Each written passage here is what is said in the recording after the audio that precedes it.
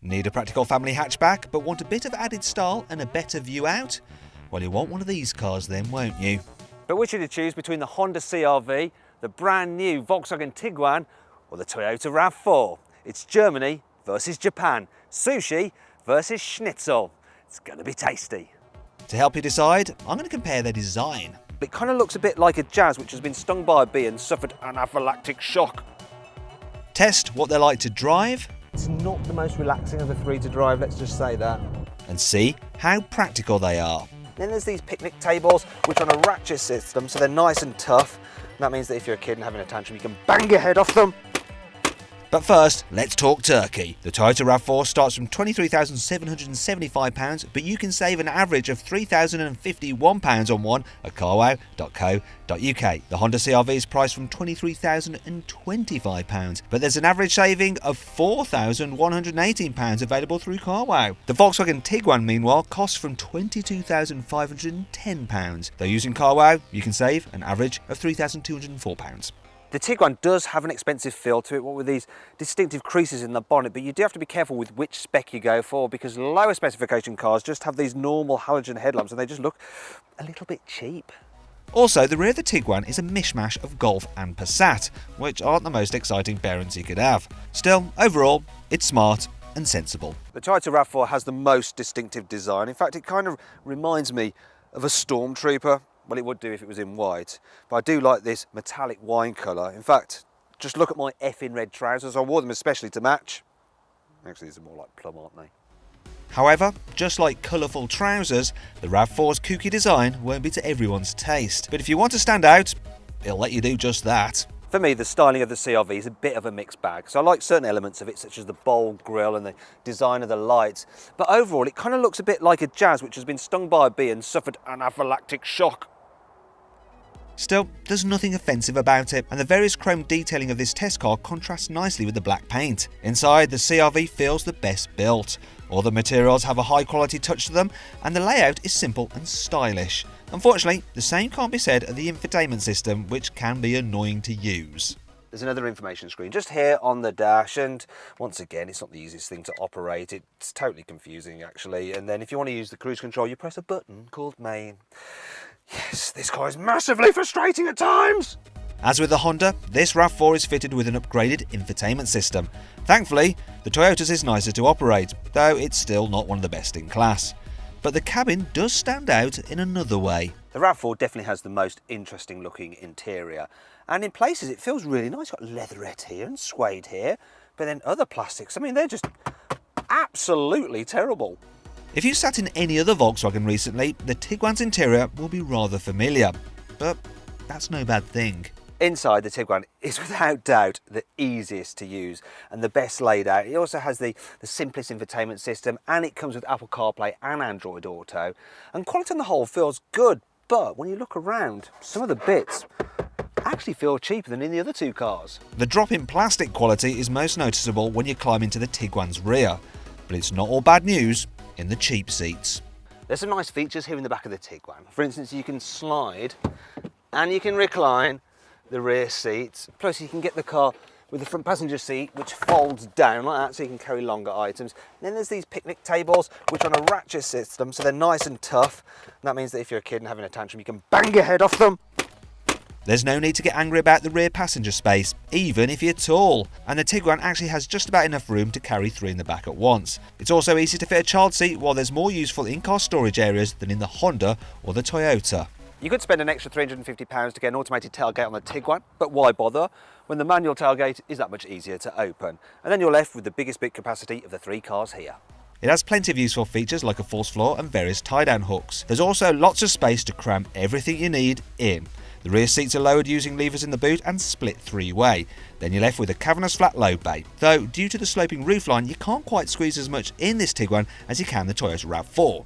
Speaking of which, high-spec versions of the RAV4 get an automated tailgate, but it takes so long to open. I can explain to you that you can't fold down the rear seats from the boot like in the other cars. You have to do it from here. Once you've folded the seats down though, you can't argue with the RAV4's ability to swallow almost everything you could possibly need to carry. It's impressive with the seats up too, and has features like a dividing net for the boot.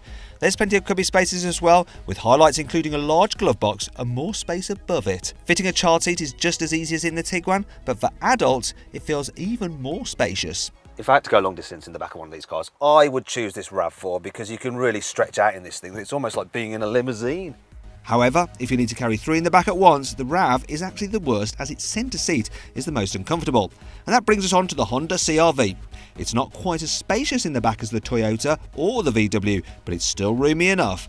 And thanks to its wide body, it's actually the best for carrying 3 in the back at once. One of the great things about the CR-V is that its rear doors open to 90 degrees, and that makes it really easy to just jump inside. The wide door openings also help when fitting a child seat. Shame then, the Isofix anchor points are harder to locate than the other 2 cars. Cubby spaces are pretty good, but not quite as impressive as the VW nor the Toyotas. The boot is on a par though, with enough space for a family's needs. It's just a shame the load floor isn't completely flat. Still, the CR-V's boot does have a few useful features. The auto tailgate on the Honda is thankfully slightly quicker to open, and I really like the fact you can release the rear seats from here. So far then, these 3 cars are closely matched, but maybe there's one way to separate them. One of the main reasons to buy these SUVs over a normal hatchback is the raised ride height. And so what I've done, I've put each car's seat to its highest position. We're going to see which one has the highest driving position. Let's start with the Toyota RAV4. Whoa, so that's 74 centimetres, not too bad. Now for the new Volkswagen Tiguan. Oh dear, that's less. It's 71.5 centimetres. What is the CR-V? Go on then, Honda. And we have a winner. It is the Honda CR-V with 75 centimetres. And that's carwow science. Now though, we come to the driving bit. Time to see how these 3 cars compare on the move. Now you don't have to go particularly far in this car to realise that dynamically, this Tiguan is definitely superior to its rivals. It just feels more car-like to drive. It's the comfiest, it's the quietest, it's the most agile, but that shouldn't necessarily sway everybody. You see, like I said, it's more car-like, so you don't feel quite so much like you're sat on it as in it. And some people want that really kind of jacked up SUV feel to it. That's not to say it doesn't sit high enough and give you a good view out, because it does still, and all-round visibility is very good as well.